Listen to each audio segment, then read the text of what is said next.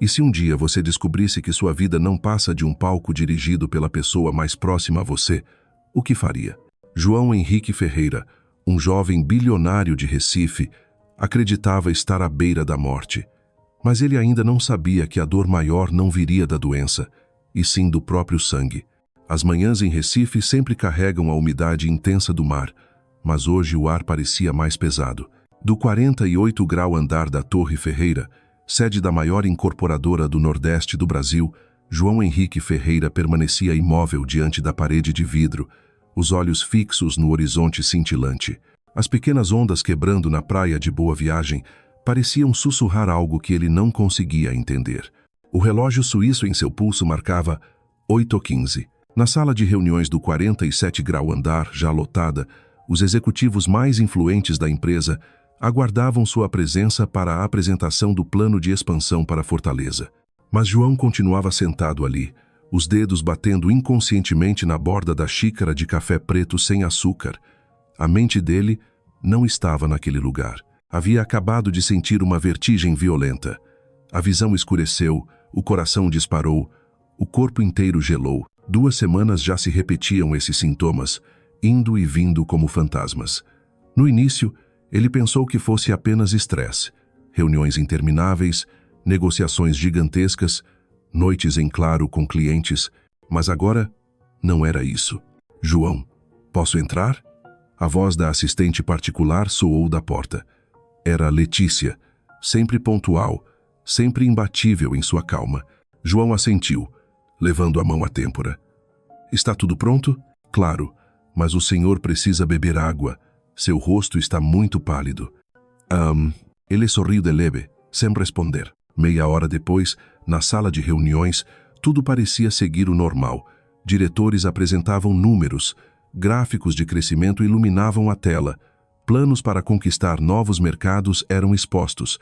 João tentava se concentrar, mas as vozes ecoavam como vindas de um abismo. O zumbido aumentou, a visão embaralhou e o mundo começou a girar. João, a voz de Eduardo, seu meio-irmão, o arrancou do transe. Eduardo estava sentado em frente, olhando-o com aparente preocupação.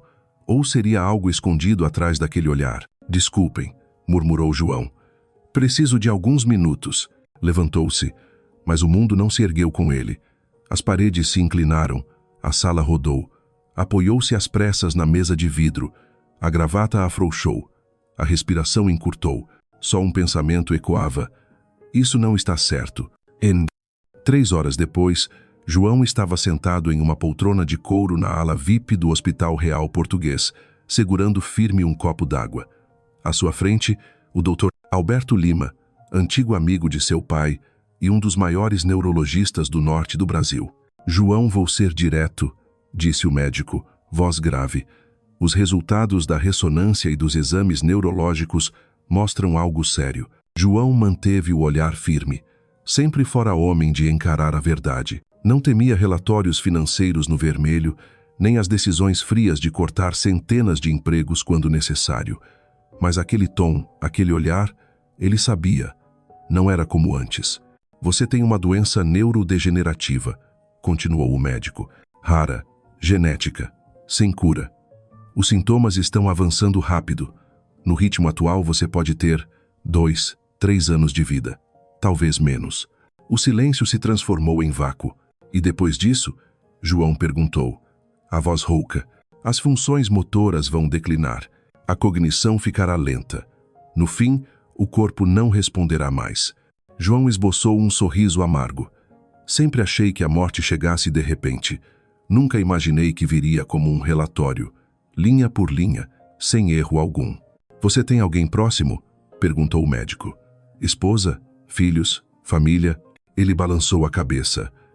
Minha mãe morreu quando eu tinha 10 anos. Meu pai, no ano passado, nunca me casei. Então precisa se preparar. Naquela noite, João não voltou para a mansão luxuosa no centro de Recife. Pegou o carro e foi até a praia de Itamaracá, refúgio da juventude de seus pais. O mar batia forte sob a luz da lua. O vento agitava sua camisa. O relógio seguia marcando os segundos, lembrando-o de que o tempo corria, implacável. Sentado nos degraus de pedra, o olhar perdido, ele pensava, a vida inteira reduzida a números. Aos 22 anos, já era vice-presidente. Aos 26, assumiu a empresa. Aos 30, expandiu para 3 estados. A imprensa o chamava de Milagre do Nordeste, mas nesse percurso, nunca permitiu que a fraqueza o tocasse. Nunca deixou alguém alcançar seu coração. Amor, para ele sempre foi distração. Um ponto cego perigoso em uma guerra sem fim. Mas agora, diante do oceano e da contagem regressiva que se iniciava, João se sentia vazio até a dor. Quem lembraria dele quando partisse? Quem seguraria sua mão no último dia? Quem continuaria seu nome, se tudo o que restasse fossem números em uma conta bancária? Riu alto, um riso amargo até o osso. Então, lentamente pegou o celular. Na tela, o nome de Eduardo Ferreira surgiu. Ele hesitou, mas trocou de contato. Letícia, preciso que me consiga uma lista das instituições de caridade de Recife.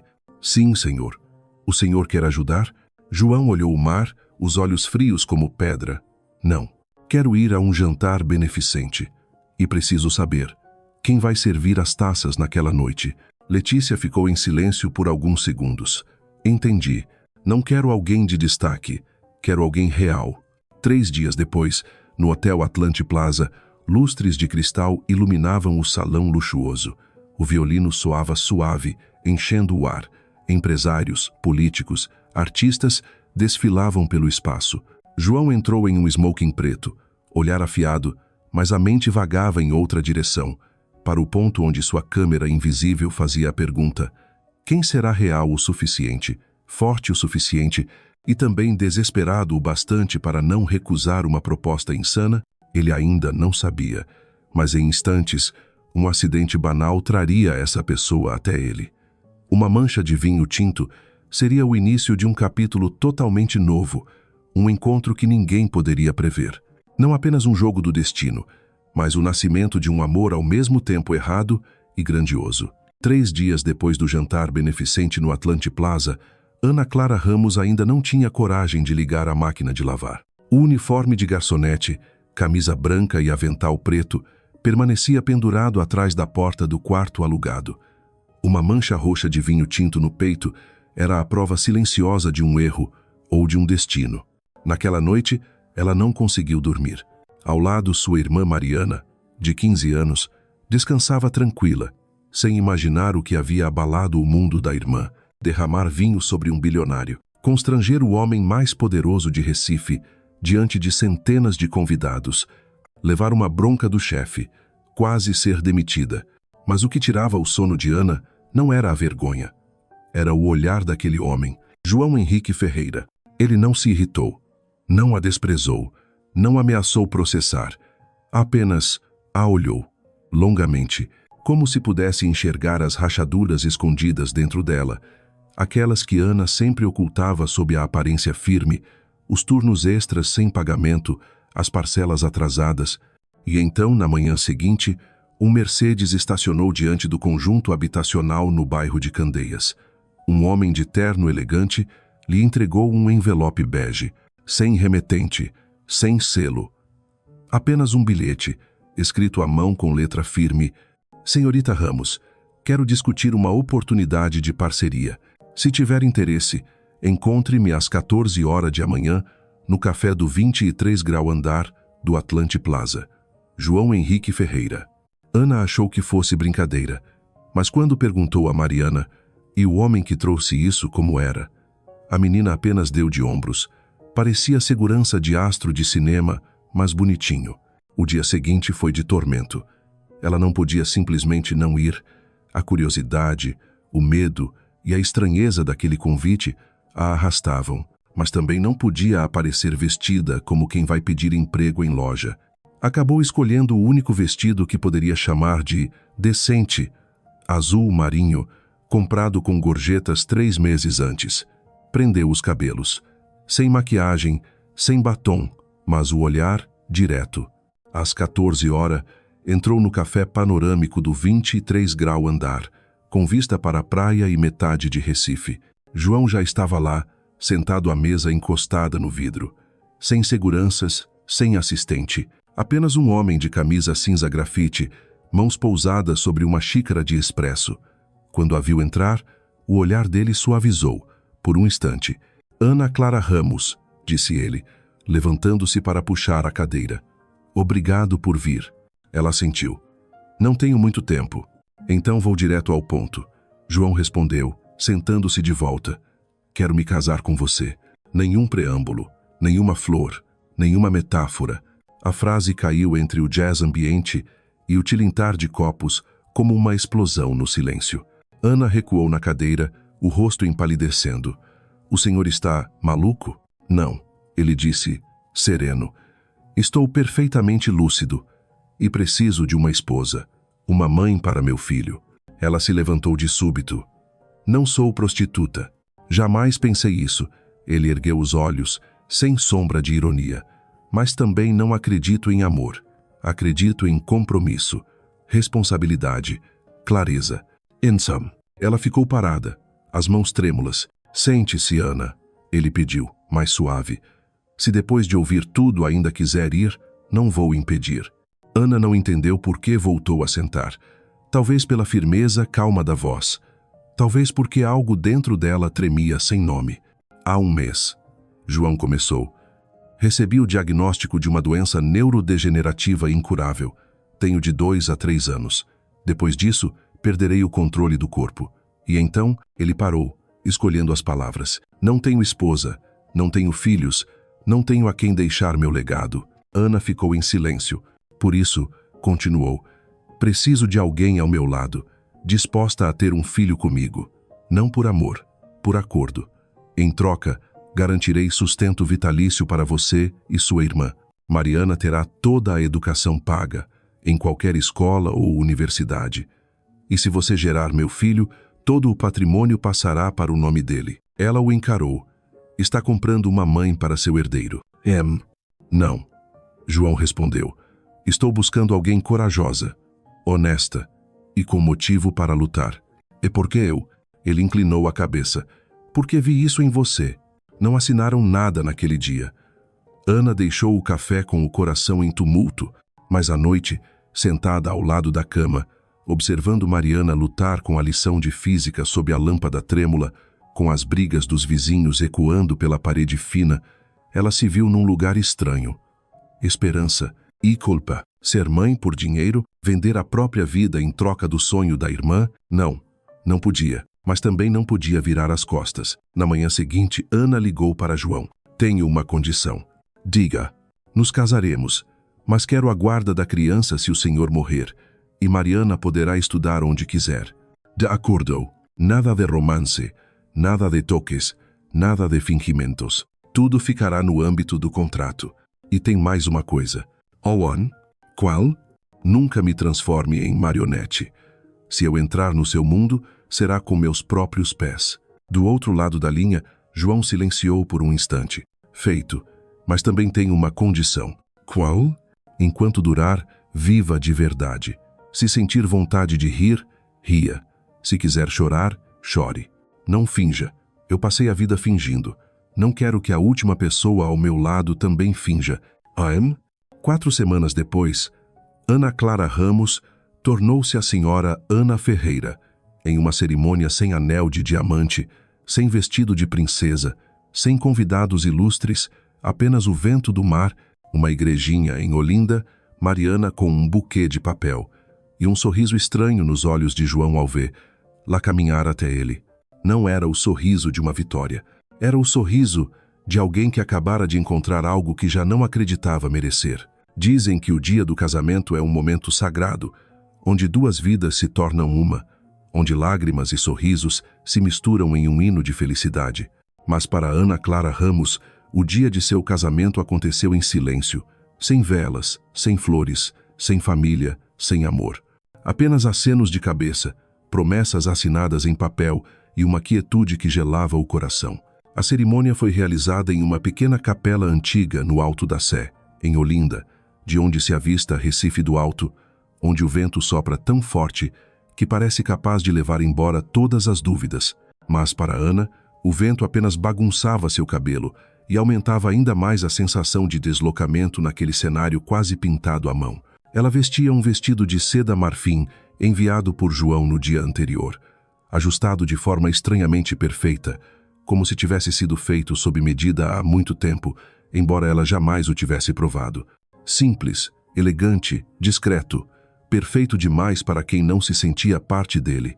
Mariana, sua irmã, usava um vestido azul claro e segurava um pequeno buquê, os olhos brilhando de admiração e preocupação. Não era madura o bastante para compreender tudo, mas sensível o suficiente para perceber que a irmã estava atravessando uma porta sem retorno. "Você está linda", Mariana sussurrou, atrás da pesada porta de madeira, como uma princesa de conto de fadas. Ana sorriu, mas seus olhos não brilhavam.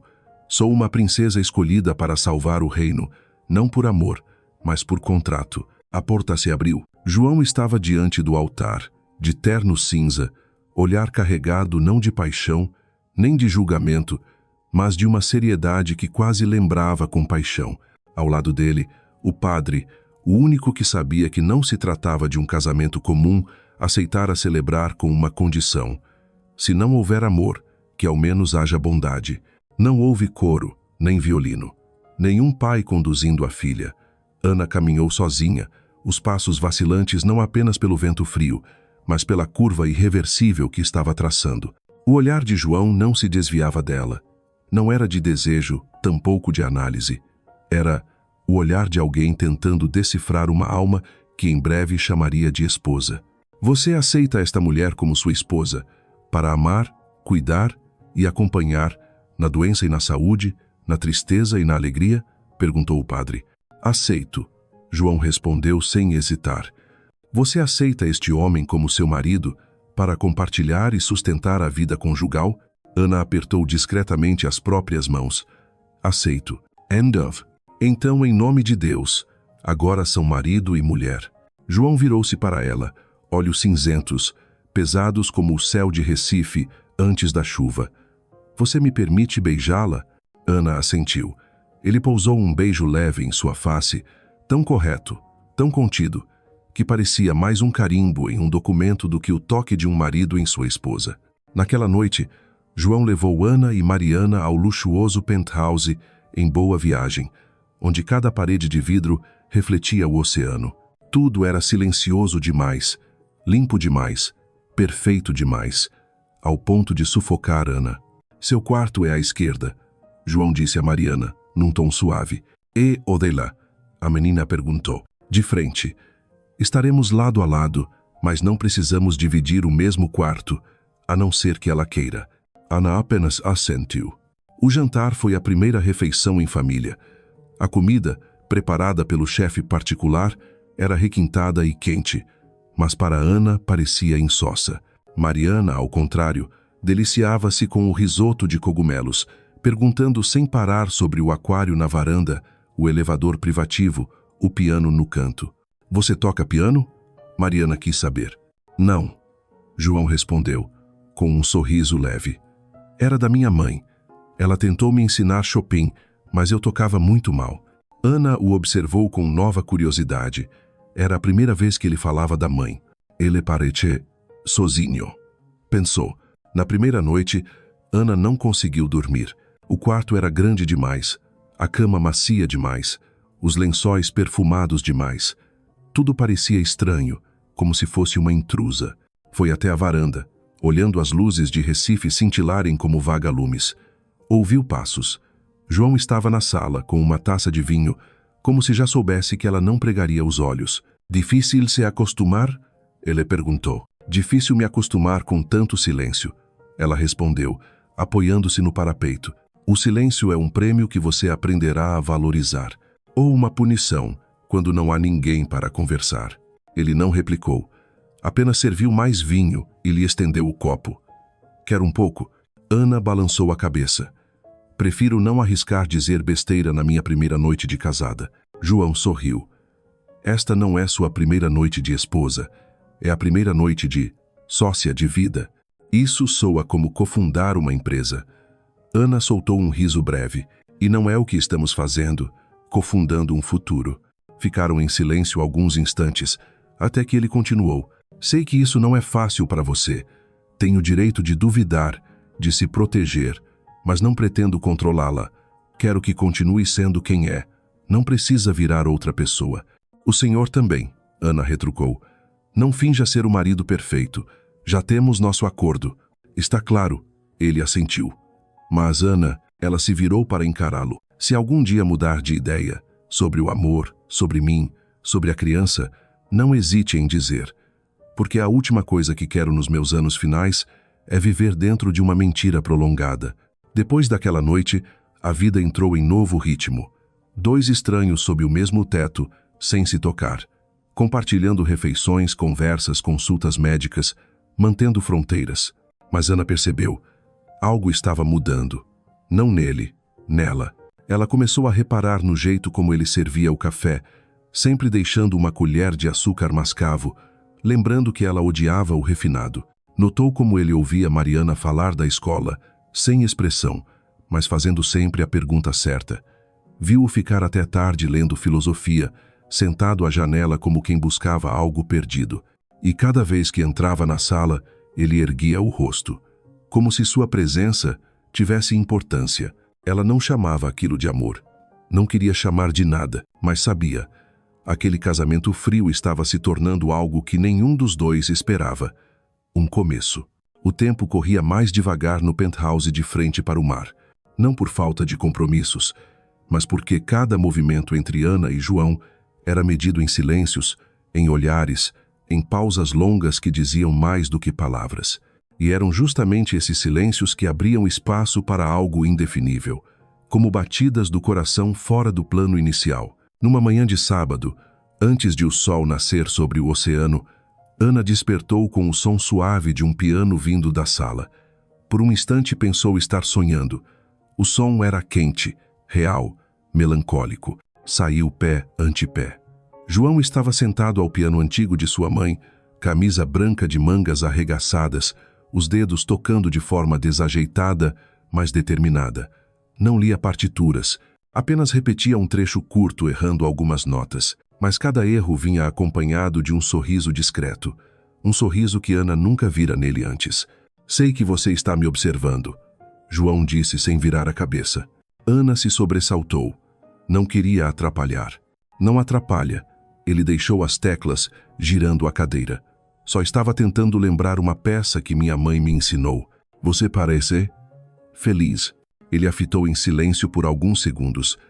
Você já percebeu que algumas memórias têm som? Ela assentiu. São aquelas coisas que achamos esquecidas, mas de repente revivem. Exato. João tocou de leve uma tecla. O som da minha mãe é Chopin. O do meu pai é silêncio. Ana se sentou à frente dele. Ele era frio? Não. Era pontual, preciso, impecável, mas nunca me abraçou. Nunca disse que me amava. Ela ficou calada. Talvez tivesse medo. João continuou. Medo de que o afeto tornasse alguém fraco. Ela o encarou, pela primeira vez vendo claramente a solidão em seus olhos de pedra. Você não é como ele, disse baixinho. João ergueu as sobrancelhas. Acha mesmo? Você sabe ouvir, sabe lembrar, sabe recuar quando precisa. Ela hesitou. E teve coragem de me contar a verdade sobre sua doença. Isso exige força. João não respondeu. Mas algo dentro dele havia se deslocado. Nos dias seguintes, formou-se um ritmo entre eles. Não o da paixão arrebatadora, mas da sintonia silenciosa. Não se tocavam, não saíam em encontros, não usavam palavras de amor. Mas Ana começou a esperar pelo café da manhã, ao lado dele, pelas notícias noturnas, pelas partidas de jogo da velha com Mariana, depois do jantar. João, embora calado como sempre, acompanhava Ana com os olhos cada vez mais. Notava suas preferências. Trocou o chá, comprou uma caixa de som para a cozinha, porque ela gostava de ouvir música ao cozinhar. Perguntava sobre a escola de Mariana, mas era quando Ana falava que seus olhos ganhavam outro brilho. Numa noite, ao voltar do mercado com a irmã, Ana o encontrou na varanda com um violão nos braços. Não era o piano da mãe, era o dele, esquecido havia mais de 10 anos. Você toca? João sorriu. Na faculdade, usei para conquistar uma garota. Ana arqueou as sobrancelhas.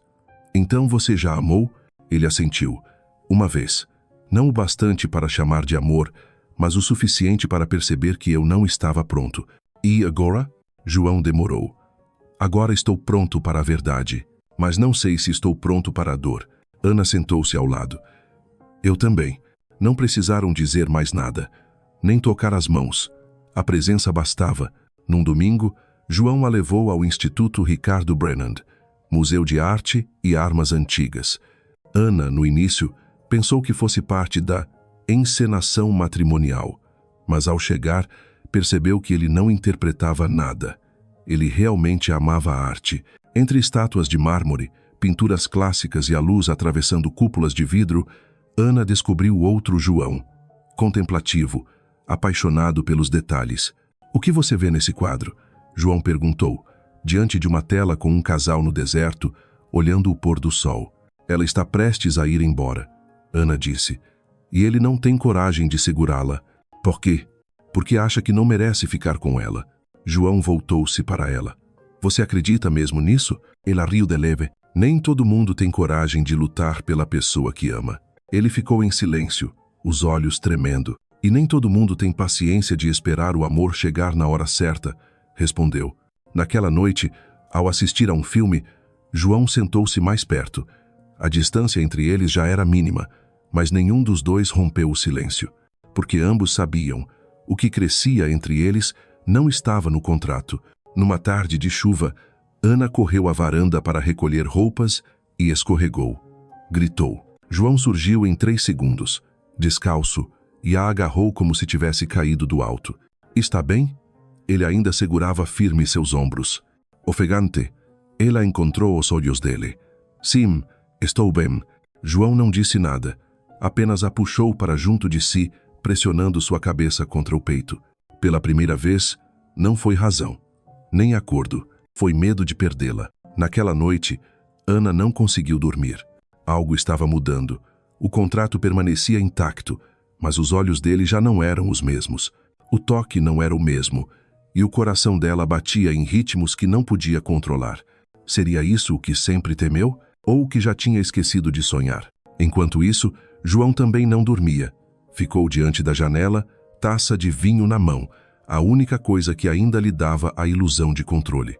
Ele sabia que estava fora da rota traçada, mas pela primeira vez não queria voltar, porque algumas batidas não cabem no planejamento, e às vezes são justamente elas as mais verdadeiras. O amor, quando chega tarde demais, às vezes não encontra mais espaço para ser dito, mas quando chega cedo demais, antes que o coração esteja pronto, pode se tornar uma lâmina de 2 gumes, ferindo aquele que o carrega. E para Ana, o amor vinha como uma chuva silenciosa, leve, constante, impossível de conter. Mas justo no instante em que começava a aprender a confiar, uma sombra surgiu atrás dela, com um sorriso familiar demais e olhos que escondiam toda a verdade. Tinham acabado de viver uma semana tranquila. Manhãs em que Ana preparava o café, João se aproximava mais, permanecia mais tempo à mesa, dividia lembranças que antes mantinha trancadas. Mariana florescia. A menina, que um dia só sonhava com uniformes baratos, agora brilhava em sua nova escola internacional, custeada por uma bolsa anônima registrada em nome de João. Tudo começava a ter gosto de família, imperfeita, sem romance de conto, mas verdadeira. E então, ele apareceu. Naquela tarde, Ana entrou numa livraria do centro à procura de um romance para Mariana. Forreva distraída quando ouviu uma voz atrás de si, grave, calorosa, estranhamente familiar. Senhora Ramos, pensei que só lesse jornais de finanças. Ela se virou. Diante dela estava um homem de uns 30 anos, terno cinza claro, gravata azul marinho, cabelos pretos alinhados e olhos incrivelmente parecidos com os de João. Desculpe, você é? Ele sorriu, estendendo a mão. Eduardo Ferreira, irmão de João. Ana congelou. Ele riu baixo. Eu sei. Surpresa, não? João nunca falou de mim. O que quer comigo? Eduardo recuou um passo, mãos erguidas como se a acalmasse. Só conhecer minha nova cunhada. Nada além disso. Apenas curioso. A mulher que fez meu irmão quebrar todas as regras. Aquela frase a desconcertou. Ana fechou o livro às pressas. Não tenho nada a dizer. Se quer vê-lo, fale diretamente com ele. Ah, já tentei. Eduardo sorriu.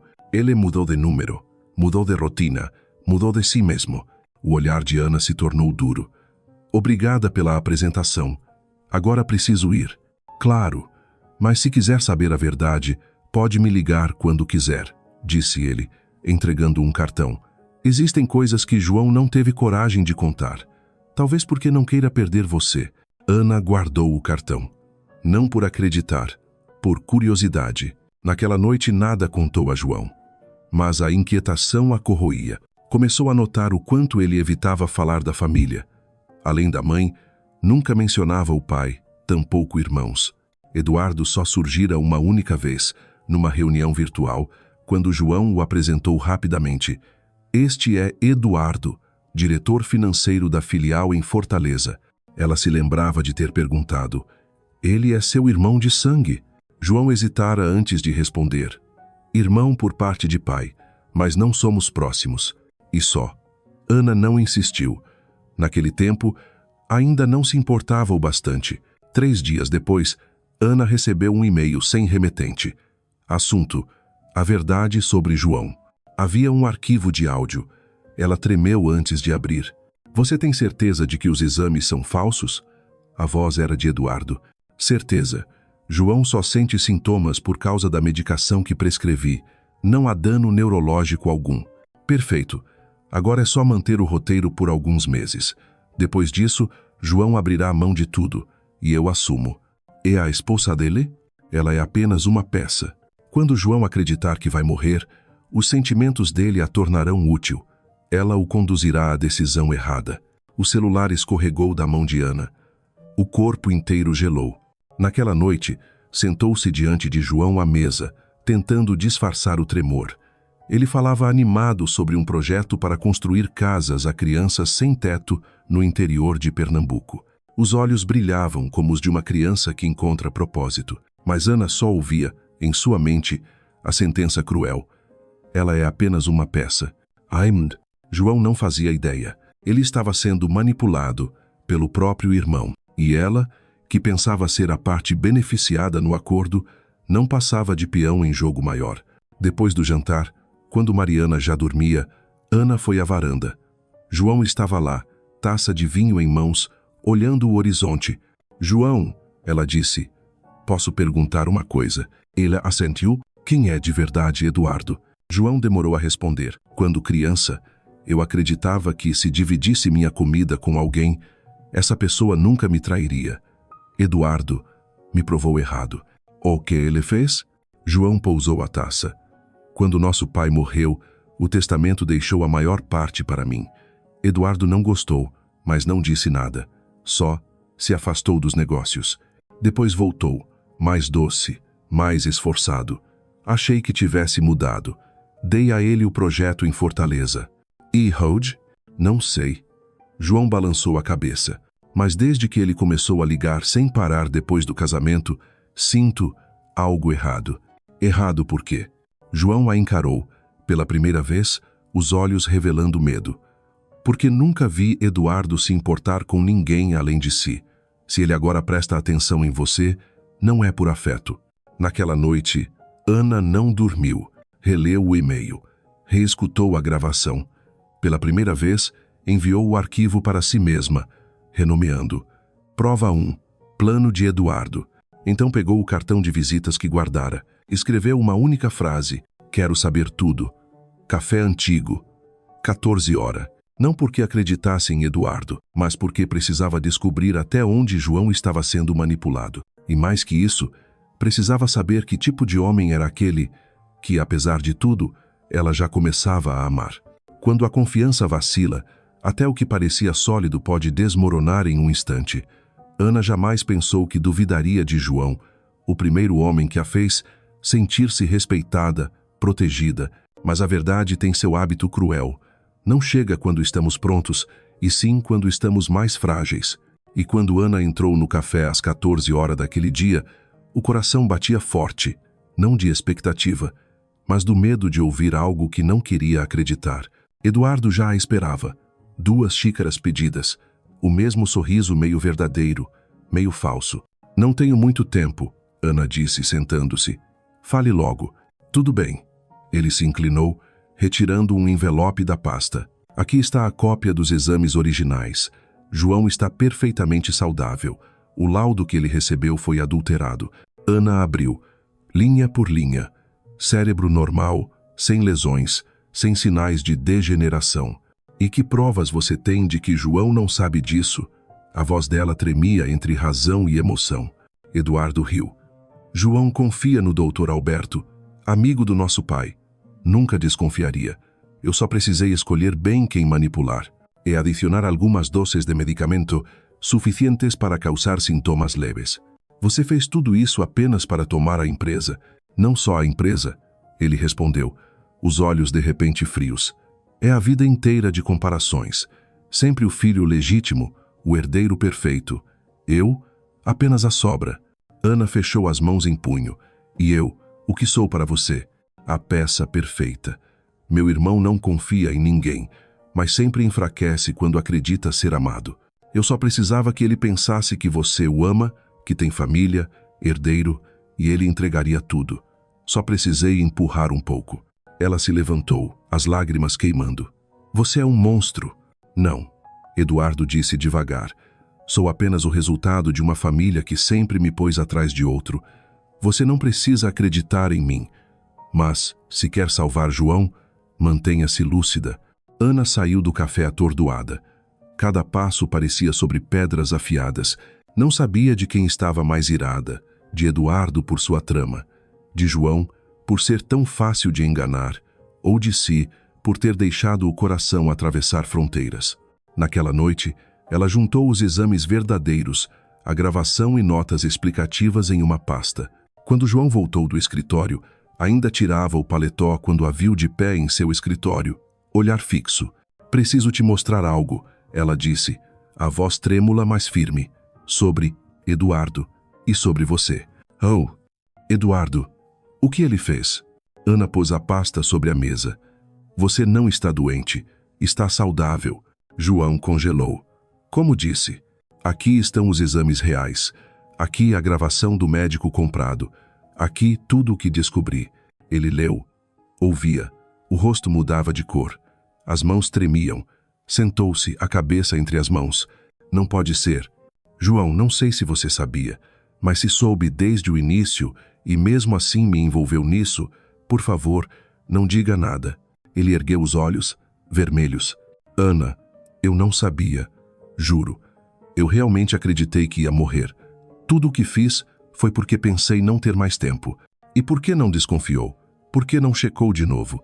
Porque era o amigo em quem meu pai confiava. Porque eu estava cansado. Porque eu tinha medo de ser verdade. Ana o fitou, dividida. Queria acreditar, mas a ferida ainda sangrava. Vou embora. Por enquanto, ele se levantou num salto. Não, não vá. Preciso de você. Em, precisa de mim para não desmoronar. Ela respondeu. E eu, preciso de tempo para saber se ainda consigo acreditar em você. Ana mudou-se para um apartamento simples perto da escola de Mariana. João não a impediu. Não pediu explicações. Apenas colocou seguranças discretos na área, enviava comida fresca todos os dias, pagava a escola. Não forçou, não culpou. Somente enviou uma carta curta, escrita à mão. Errei. Não por mentir, mas por acreditar na pessoa errada.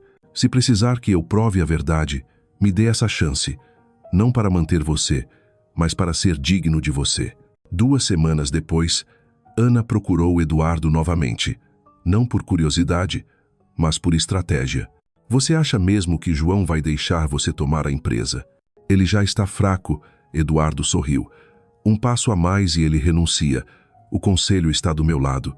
No fim, o amor sempre cega. Ana sorriu de canto. Então espero que cegue você também. O que quer dizer? Ela colocou um pendrive sobre a mesa. Aqui está a gravação desta conversa, os e-mails de ameaça, tudo. Já enviei cópias ao meu advogado. Se eu sofrer um acidente, desaparecer ou morrer por acaso, Tudo irá direto para o conselho e para a polícia. O rosto de Eduardo empalideceu.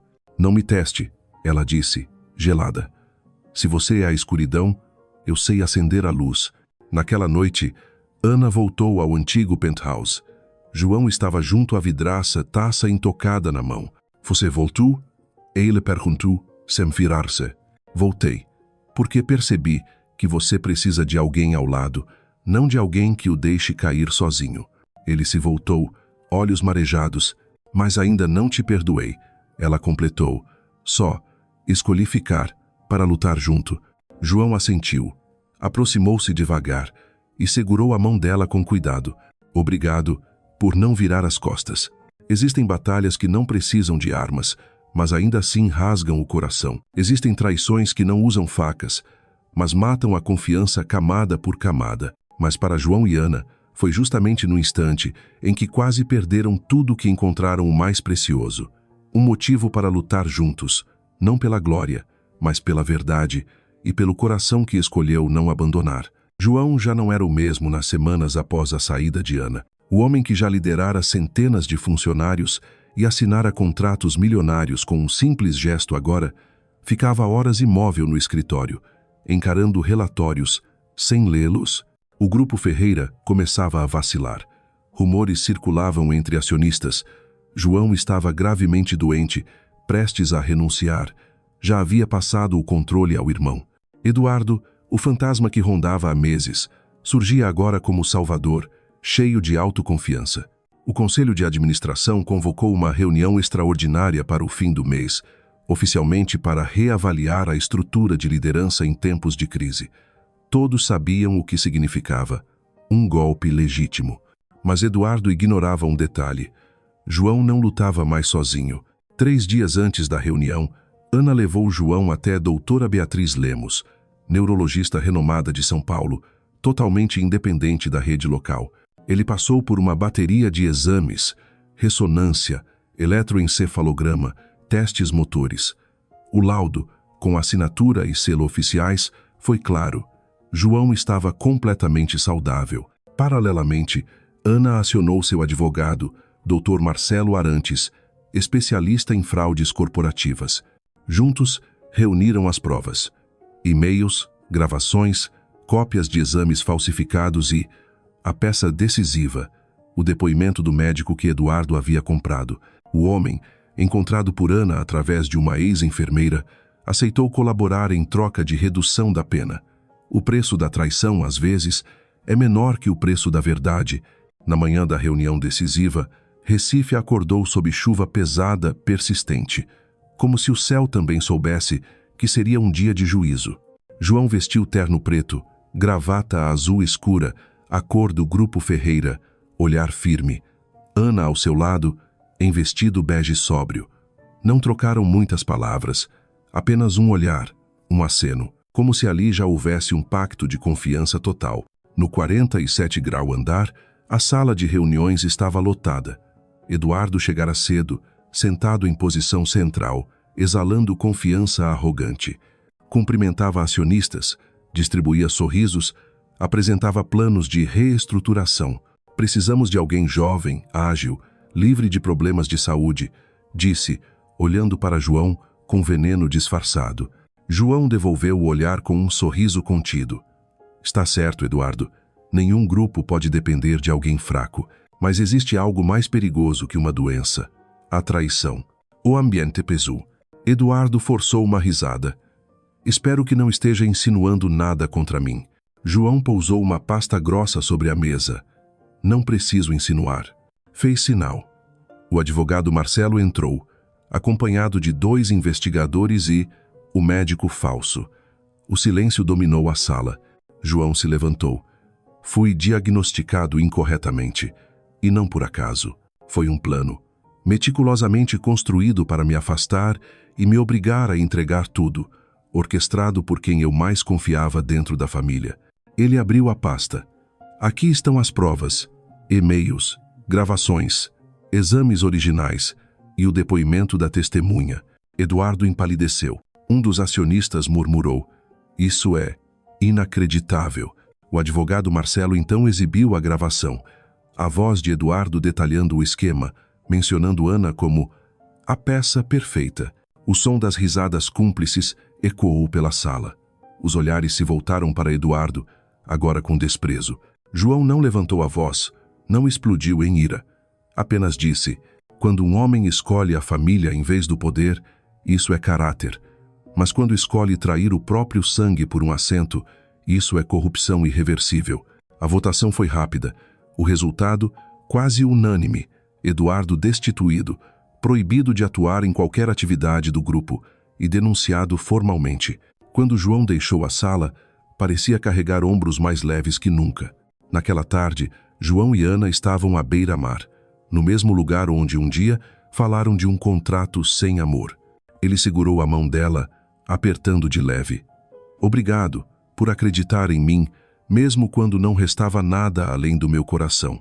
Ela sorriu, olhos marejados. Não preciso de provas. Só preciso saber que você ainda é o homem em quem escolhi ficar. Então João a beijou pela primeira vez. Não por encenação, não por obrigação, mas porque amava. Naquela noite, Ana escreveu em seu diário: um dia pensei que o amor só chegasse quando tudo estivesse perfeito. Mas descobri que o verdadeiro amor nasce quando vemos o outro em sua queda mais profunda, e ainda assim escolhemos não partir. O amor, quando aceso entre ruínas e traições, arde ainda mais forte, como chama nascida das cinzas, difícil de apagar. Depois de toda a dor, intriga e feridas, João e Ana enfim se encontraram, não em contratos ou planos, mas no silêncio compartilhado e nos batimentos que seguiam o mesmo compasso. Mas esse amor, sendo verdadeiro, os obrigava a encarar perguntas novas, que não estavam em cláusula alguma. Após a reunião que derrubou Eduardo do conselho e abriu caminho para sua acusação formal, João e Ana voltaram para casa em silêncio. Não o silêncio distante de antes, mas um silêncio sereno, como dois sobreviventes que escutam apenas o sopro calmo do vento depois da tempestade. Na cozinha, Ana preparava chá de camomila, bebida que João aprendera a gostar recentemente. Ele não disse nada, apenas se aproximou e a abraçou por trás, apoiando o queixo em seu ombro. Está cansada? Não, só. Leve. Ela respondeu sorrindo de leve. Estranho, não? A primeira vez que o cansaço me parece um alívio. When? Ele a apertou suavemente, sem mais palavras, porque certos sentimentos não precisam ser ditos, apenas guardados. No dia seguinte, João levou Ana e Mariana para Campos do Jordão, a cidade serrana de clima frio, pinheiros sussurrando e hortênsias colorindo as ruas. Foi a primeira viagem sem agenda, sem reuniões, sem pressa. Ana mal reconheceu João ao ver, lurrir alto em uma guerra de travesseiros com Mariana. Pela primeira vez, ele não vivia cada instante como se fosse o último, mas como alguém que permitia ao presente existir. À noite, depois que Mariana dormiu, os dois ficaram diante da lareira, dividindo um chocolate quente. Sabe, Ana disse, olhando as chamas, eu achava que nunca amaria alguém. João esperou. Depois que minha mãe morreu e meu pai nos abandonou, aprendi a ser forte à força. Achei que amar era fraqueza, um suicídio. E agora? Ele perguntou baixo. Ela o encarou. Agora acho que amar é deixar alguém tocar nossas feridas mais profundas e não fugir. João ficou imóvel. Depois segurou sua mão. Ana, errei desde o começo, achando que um contrato substituiria o sentimento. Mas, se você permitir, quero reescrever nosso acordo. Reescrever? Ela riu. Vai fazer outro documento. Não, com o coração. Ele tirou do bolso um anel simples de prata, sem brilho, sem diamante. Por dentro, uma inscrição. Não é contrato, é escolha.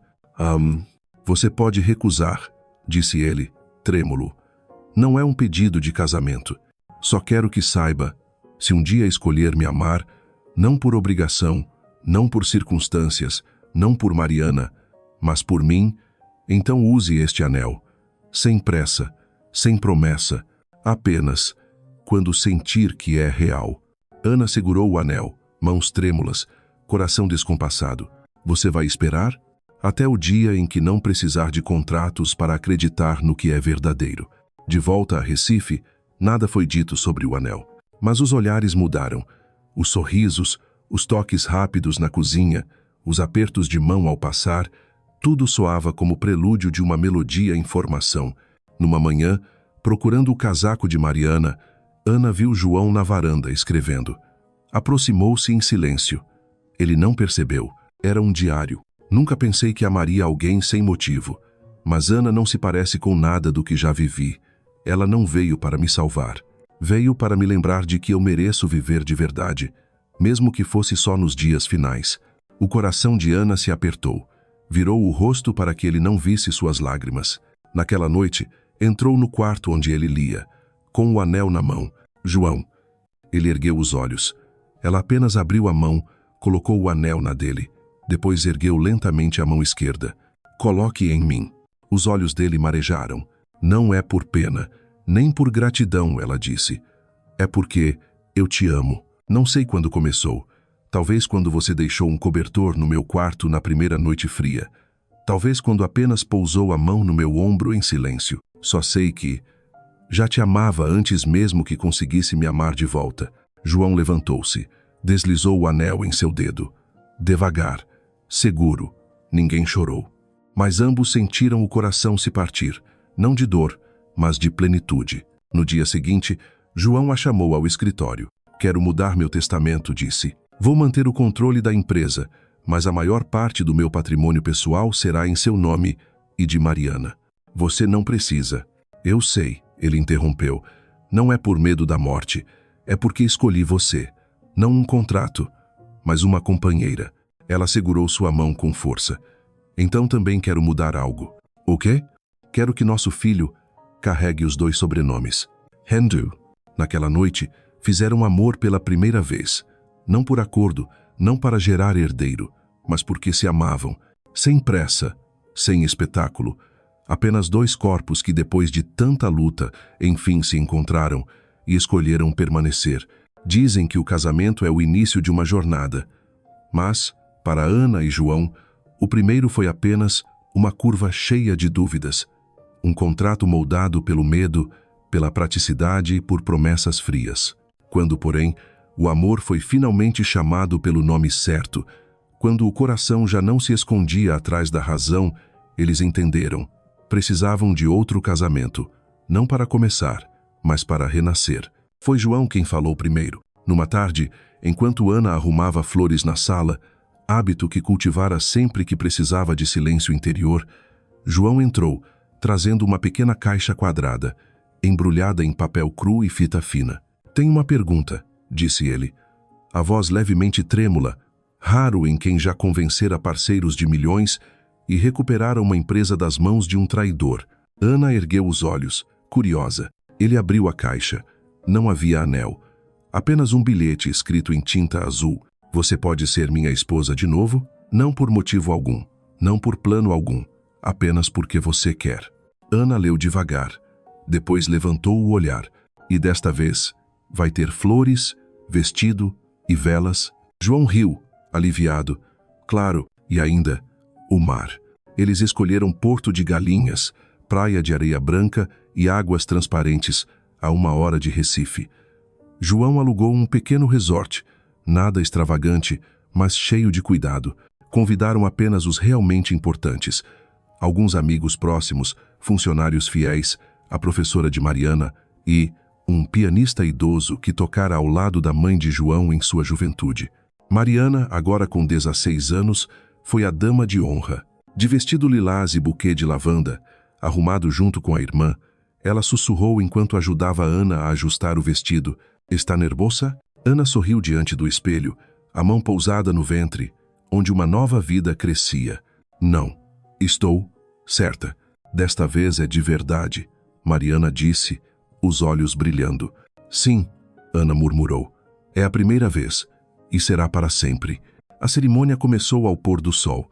Cadeiras de madeira alinhadas sobre a areia, pétalas espalhadas no caminho. João aguardava no altar de terno branco, cabelos bagunçados pelo vento, mas olhar mais firme do que nunca. Quando Ana surgiu, em vestido de renda leve, ombros nus, buquê de flores brancas e lavanda, tudo ao redor pareceu silenciar. Ela já não era a mulher que carregava obrigações, nem a jovem que fugia do sentir. Era alguém que caminhava em direção à sua escolha, com o coração inteiro. Sabe, disse João ao recebê-la, hoje é o dia mais bonito da minha vida. Não, porque estou de noiva? Não, porque me olha, sem medo. O padre iniciou com uma bênção simples. Vocês se encontraram não quando tudo era favorável, mas quando tudo parecia ruir. Hoje, olhem nos olhos um do outro e digam, eu escolhi e escolherei de novo, todos os dias. João foi o primeiro a jurar. Não prometo estar sempre certo, mas prometo sempre ficar. Não prometo nunca falhar, mas prometo que você nunca enfrentará nada sozinha. Lon, Ana apertou a mão dele. Não prometo ser sempre forte, mas prometo que quando você fraquejar, serei o lugar onde pode descansar. Não prometo um amor perfeito, mas prometo um amor verdadeiro. Eles não choraram, mas muitos ao redor não contiveram as lágrimas. Não houve festa extravagante depois. Apenas uma mesa comprida sob os coqueiros, velas, luz amarela e o som acolhedor do piano. João convidou Ana para dançar, a primeira vez desde que se conheceram.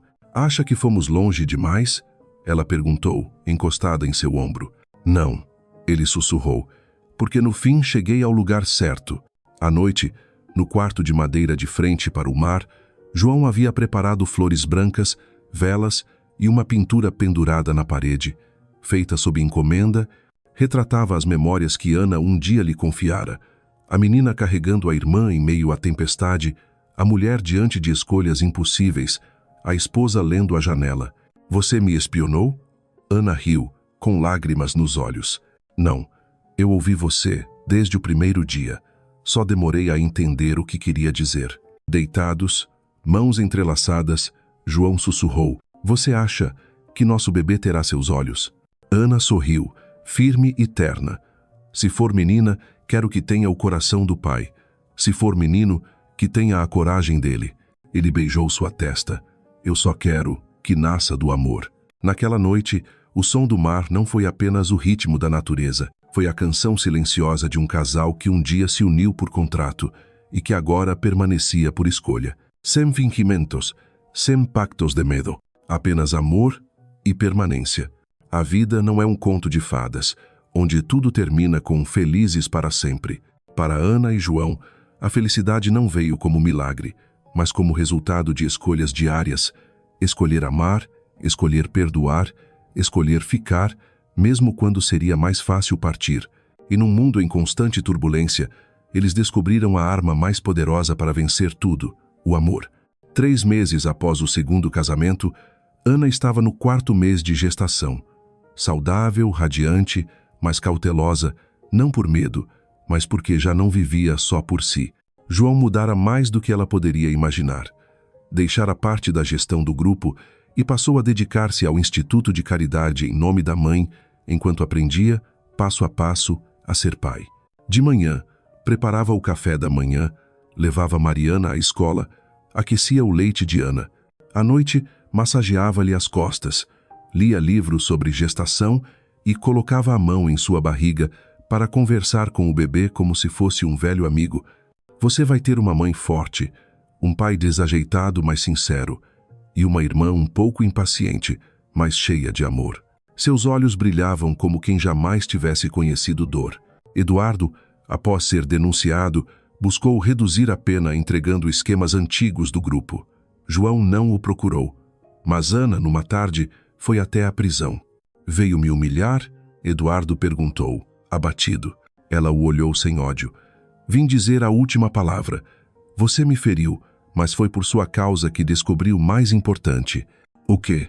Que ninguém pode me destruir se eu não permitir. E que, quando a gente ama de verdade, não precisa vencer. Só precisa continuar junto. Endebly? Eduardo abaixou a cabeça. Pela primeira vez, sem resposta. No fim de agosto, organizaram uma pequena reunião para celebrar a chegada do bebê. Nada luxuoso, apenas uma tarde entre amigos e flores no jardim. Mariana recitou um poema que escrevera. Mamãe é o céu, papai é o mar, eu sou o barquinho feliz a navegar. Mesmo na tempestade, sempre terei onde ancorar. Ana chorou. João as abraçou. O bebê chutou no ventre, como se respondesse. A manhã do parto chegou em novembro, junto com a estação das chuvas em Recife. João não saiu do lado de Ana. Segurou sua mão, enxugou-lhe o suor, murmurou incentivos como se fosse ele quem atravessava a dor. E quando o primeiro choro soou, ele desabou em lágrimas sobre o ombro dela. É uma menina, anunciou o médico. Forte, igualzinha à mãe. Exausta, mas radiante, Ana Sorrio. Como vamos chamá-la? Perguntou João. Joana, respondeu ela. Ela riu entre lágrimas. A versão melhorada de mim. Joana cresceu cercada de amor. Desde cedo, encantou-se pelo piano da avó, onde João antes arranhava notas de Chopin. Mariana tornou-se irmã exemplar, firme, mas carinhosa. Ana, antes guiada só pela razão, transformou-se no coração quente da família. E João, o homem que um dia acreditou estar condenado, agora era o primeiro a confiar em cada novo amanhecer. Numa tarde, deitados na grama do quintal, Ana perguntou: se pudesse viver tudo de novo, mudaria algo? João olhou para suas 3 razões de existir, esposa, filha, enteada, e balançou a cabeça. Não, porque se mudasse, talvez não tivesse encontrado você, não conheceria Mariana, nem seguraria Joana nos braços. Mesmo com dor, mesmo quase à beira da morte? Sim, ele disse, firme, porque só quando achei que perderia tudo, aprendi a segurar de verdade. No diário de Ana, no aniversário de 1 ano de Joana, havia estas palavras. Entrei no casamento com um contrato, mas saí do medo com uma única escolha. Amar. Amar. Aquilo que não se mede, não se exige, mas pode curar tudo. O amor não me salvou, mas me fez corajosa. O amor não é uma lâmina afiada. Não vence pela força, mas, quando verdadeiro, é capaz de apagar mentiras, superar traições e renascer almas que julgavam incapazes de amar outra vez. João e Ana já não eram estranhos unidos por um pacto. Eram 2 pessoas que, vez após vez, escolheram uma a outra. E o amor era a arma final deles.